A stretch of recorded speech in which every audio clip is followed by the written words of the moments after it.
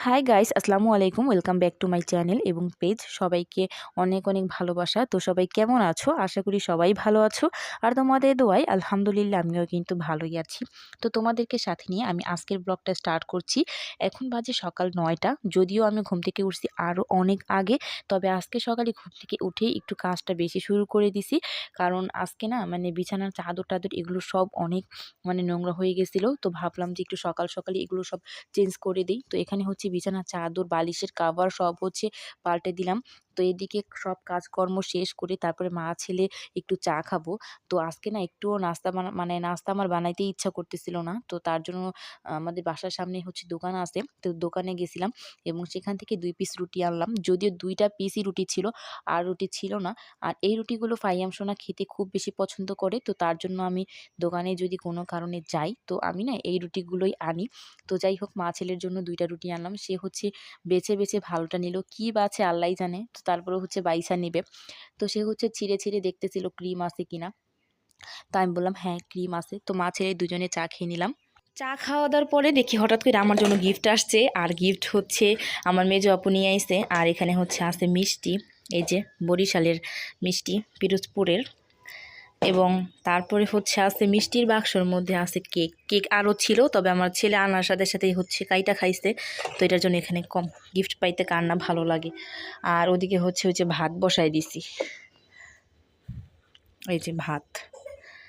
আর রান্না করব কি, আজকে আমার ঠিক করাই আছে যে আজকে আমি কি রান্না করব।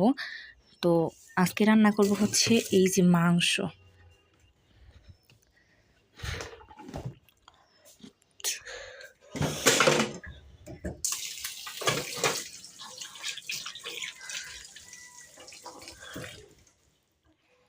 তো মাংসগুলো ভিজিয়ে রেখে তারপরে কিন্তু ফাইয়াম সোনা বলল যে সে নাকি একটু আলু ভাজা খাবে। তখন বাজে কয়টা, দুপুর মনে হয় ভালোই বেজে গেছে। তো যাই হোক, তাকে হচ্ছে একটু আলু ভেজে দিলাম ফ্রেঞ্চ ফ্রাইয়ের মতো করে। আর সে এই ভাজাটা খুব বেশি পছন্দ করে এবং দোকান থেকে সস আনাই ছিল ঘরে। তো সেখান থেকে ১ প্যাকেট ঢাইলা দিলাম। তো সে হচ্ছে সস দিয়ে, দিয়ে খাচ্ছে আর বলছে খুব ইয়াম্মি, খুব মজা। আর এই আলু ভাজাটা তাকে প্রতিদিন একবার করে দিতেই হয়। অনেক সময় দেখা যায় কি গোল, গোল ওই যে চিপসের মতো করে ভেজে দিই। আবার অনেক সময় দেখা যাচ্ছে এরকম করে দিই। ২ ভাবেই দিই, যেভাবে সে খায়। আর সে এমনিতেই খুব পছন্দ করে যেভাবেই দিই না কেন। তো আমি হচ্ছে মাঝে, মাঝে একটু অন্য, অন্য রকম করে, করে দেই। তো যাই হোক, ওকে খাবারটা দিয়ে চলে গেছি রান্নাঘরে আবারও রান্না করার জন্য। আর আজকে হচ্ছে রান্না করব মুরগির মাংস, যেটা নাকি আমাদের ঘরে খুব বেশি পছন্দ করে সবাই। সবাই বলতে আমরা তো ঘরের মধ্যে মেম্বারই হচ্ছে ৩ জন। আমি, ছেলের বাবা আর হচ্ছে ছেলে। তবে ছেলে তো আমাদের তরকারি খেতে পারে না। তাকে হচ্ছে মাংস দিলে মাংস ভাইজা দিতে হয়। আর এমনিতে ও আমাদের তরকারি খেতে পারে না, যেহেতু আমরা ঝাল খাই।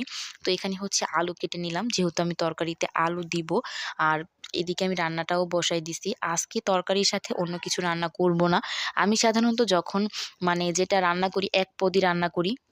২ টা পদ খুবই কম করি। যদি শুকনা টাইপের খাবার হয় তাহলে ২ টা পদ করি।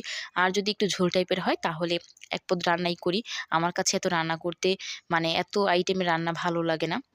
আর হাসব্যান্ডও পছন্দ করে না, খরচও বেশি। তো এটার জন্য এক আইটেমই করি যদি হয়ে যায়। তো এদিকে হচ্ছে আগে পেঁয়াজটা দিয়ে দিলাম। বেশ অনেকটা পেঁয়াজ দিছি, কারণ তরকারিটাকে একটু গ্রেভি বানানোর জন্য। তারপরে দিয়ে দিলাম আলু এবং তারপরে হচ্ছে একটু লবণ দিয়ে ভাজা, ভাজা করে তারপরে কিন্তু এখানে আদা রসুন দিয়ে দিলাম। আর আমার এই মুরগির মাংসের তরকারিটা না আমার হাসব্যান্ড খুব বেশি পছন্দ করে। সে বলে যে, "তোমার কাছেও হার মেনে যাবে রেস্টুরেন্টের রান্না", এরকমভাবে। যদিও সে আমাকে হচ্ছে বলে এটা ইয়া করার জন্য, ইমপ্রেস করার জন্য, বুঝি আমি। তারপরেও দেখা যাচ্ছে সে আমার রান্না খুবই পছন্দ করে। তো আমার কাছেও ব্যাপারটা খুবই ভালো লাগে। দেখা যাচ্ছে রান্না করলে যদি রান্নাটার একটু সুনাম পাওয়া যায়, তাহলে কিন্তু আমাদের মেয়েদের রান্না করার আকর্ষণ খুব বেশি বেড়ে যায়। তা আমার কাছে এই ব্যাপারটা এমনিতেও ভাল লাগে। আর ছেলের বাবা সবসময়ই আমার রান্নার প্রশংসা করবে। যদি কখনো খারাপও খেতে হয়, তারপরেও সে কোনো রকমের কোনো কথা বলবে না। চুপচাপ সেটা খেয়ে নেবে। অনেক মানুষই আছে, অনেক ছেলেরা বা পুরুষ মানুষেরাই কিন্তু আছে যে খাবার নিয়ে একটু খুঁটাখুটি করে যে ভালো না, লবণ কম, ঝাল বেশি ইত্যাদি। কিন্তু আমার হাসব্যান্ড কখনো এরকম না, মানে এরকম একটা কথাও বলে না। সে যাই হয় না কেন সবসময় সেটাই খেয়ে নেয়।